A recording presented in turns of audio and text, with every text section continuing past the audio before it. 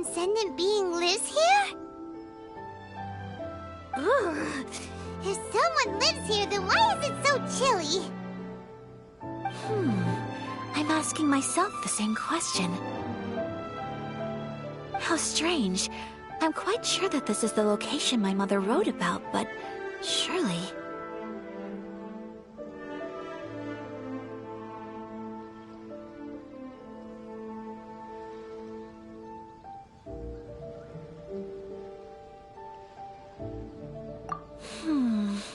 I'm starting to have second thoughts.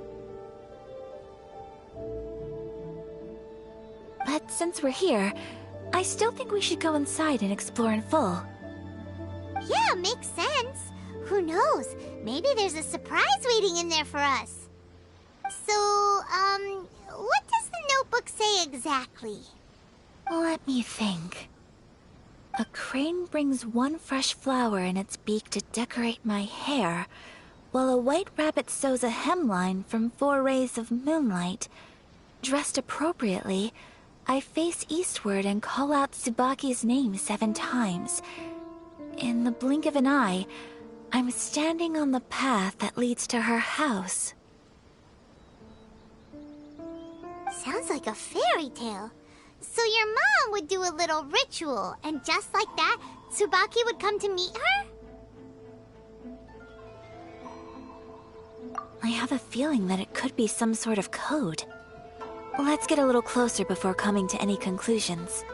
Good idea.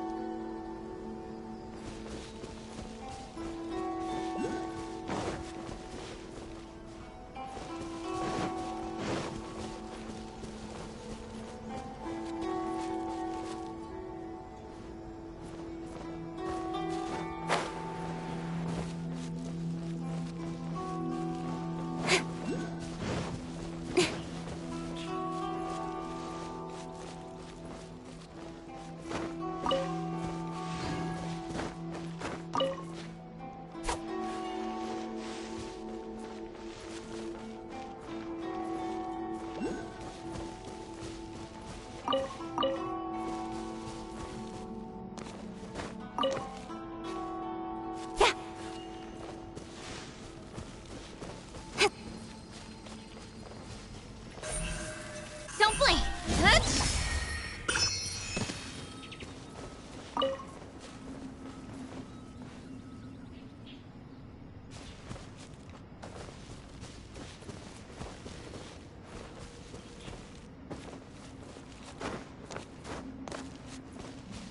There are some bushes on the rocks in here.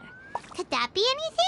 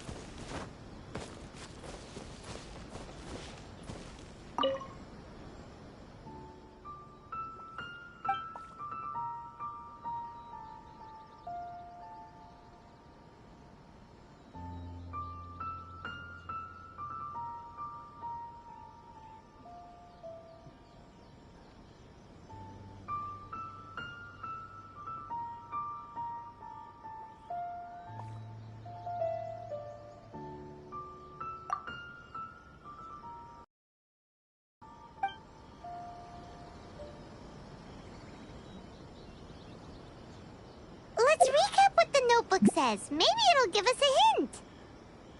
A crane brings...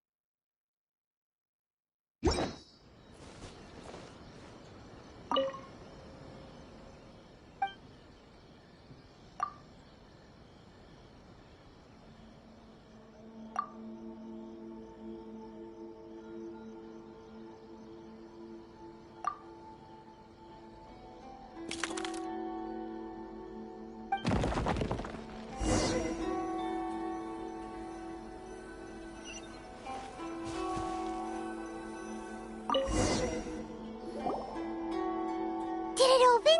Did it open? Did our Inazuma Adeptus leave any treasure here? What's this? Huh. Looks like a book. It seems to be another notebook. Could it be Tsubaki's notebook? Let's step back outside now. The atmosphere here is different than I'd imagined.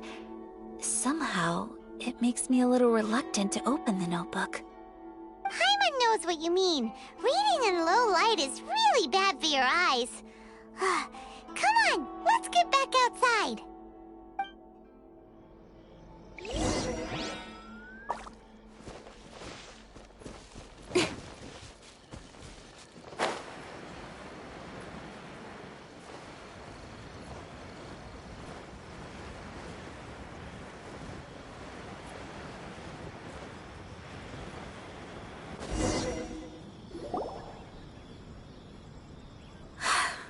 Here will do just fine.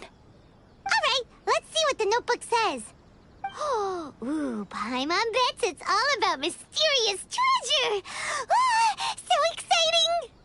What is it? Why are you whispering all of a sudden? You're making Paimon nervous.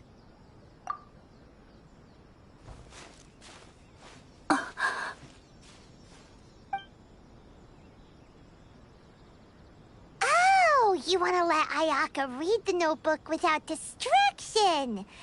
Seems whatever's written in there must be pretty major after all. But, based on her expression, probably not a treasure map. What could it be?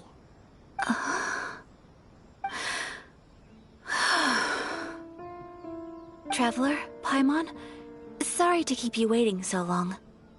No worries, it wasn't long at all. You're a very fast reader. Yes, I have. I think I ought to share the truth of this notebook with you both. Even though the contents are completely different than what I was expecting. Different how? You mean it wasn't a Fox Envoy who wrote this? Not a Fox Envoy, no. It turns out that Tsubaki's real identity is my mother herself. Huh? Surprised? Me too. But that's what it says at the very beginning of the notebook. Tsubaki and I are the same person, and yet we are different. When I become Tsubaki, I stop being Kamisato Kayo and become the most ordinary woman in the world. What follows in these pages is the ordinary, everyday life of a regular person. Nothing more, nothing less. This notebook is, for the most part, a collection of my mother's musings, both private and trivial. All of the things we thought were about Tsubaki were in fact about my mother herself. So, that means that the kimono design And the international dishes... Are things that my mother wished to try, yes. I'm sure this all sounds utterly bizarre to you, but to me at least, my mother's behavior is completely understandable. Or to put it another way, I actually have another side to myself as well. I was at a loss for words when I started reading the contents of the notebook. It almost felt like someone had looked inside my mind, examined my thoughts, and then written them all down on paper. Ayaka. From the moment my mother married my father, she became the mother of the Kamisato household. And with that came all sorts of duties. At the same time, the prestige of the Yashiro Commission brought its own share of responsibility. On top of that, every action she ever took was seen as representing the Kamisato clan. People were always watching her. Under such circumstances, she never had much time to do the things she really wanted to do. After my father passed away, Ayato and I took over responsibility for the affairs of the clan. We ran into all sorts of difficulties during that time. I'm not sure if people outside the clan could ever imagine what it was like.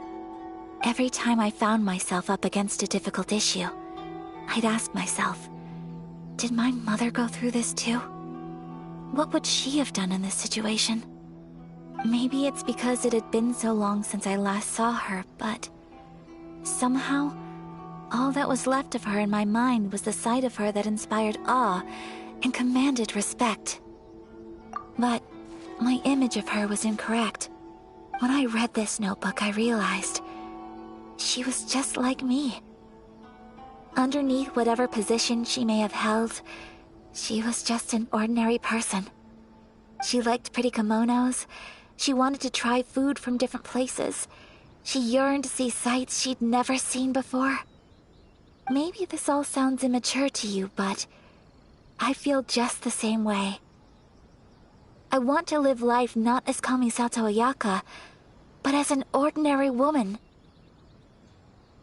Mother wrote that she'd always wanted to go to a local Inazuman festival. She said that sometimes, on a clear night, if you looked out from our house, you could see lights off in the distance. I've seen those lights too. It looks so lively with so many people.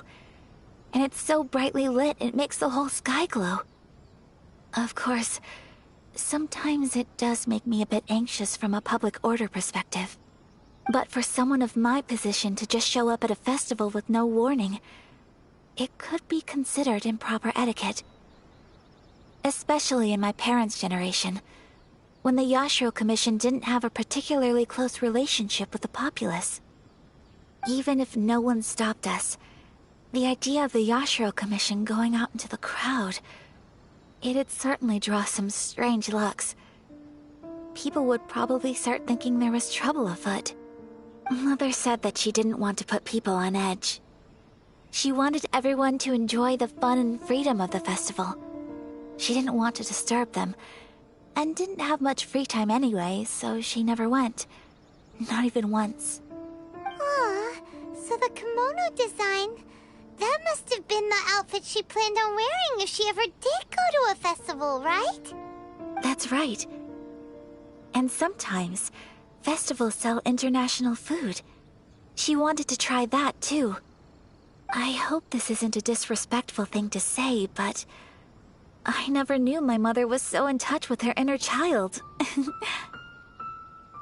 that's not disrespectful at all. Paimon thinks your mom was the best of both. A big softie on the inside and a big sense of responsibility on the outside. Without knowing it, I've ended up fulfilling several of my mother's wishes already. But going to a festival is the one thing that I cannot do for her. Perhaps this is one thing that can simply never be.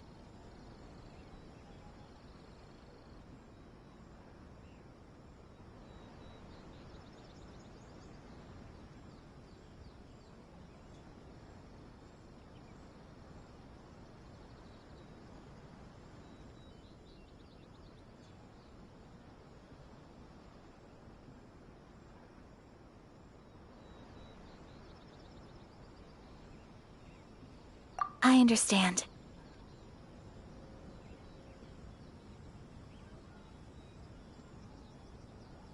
Thank you.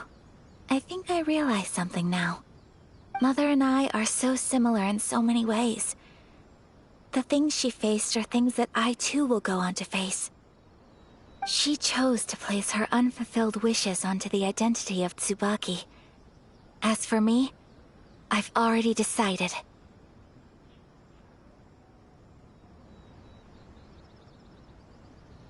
Oh, so you decided on an alter ego too? No, I don't plan to do anything like that. I think I will set myself a new goal. To live each day without regrets. So, Traveler, Deep breaths, Ayaka. Deep breaths. Would you be at all interested in checking out an Inazuman festival?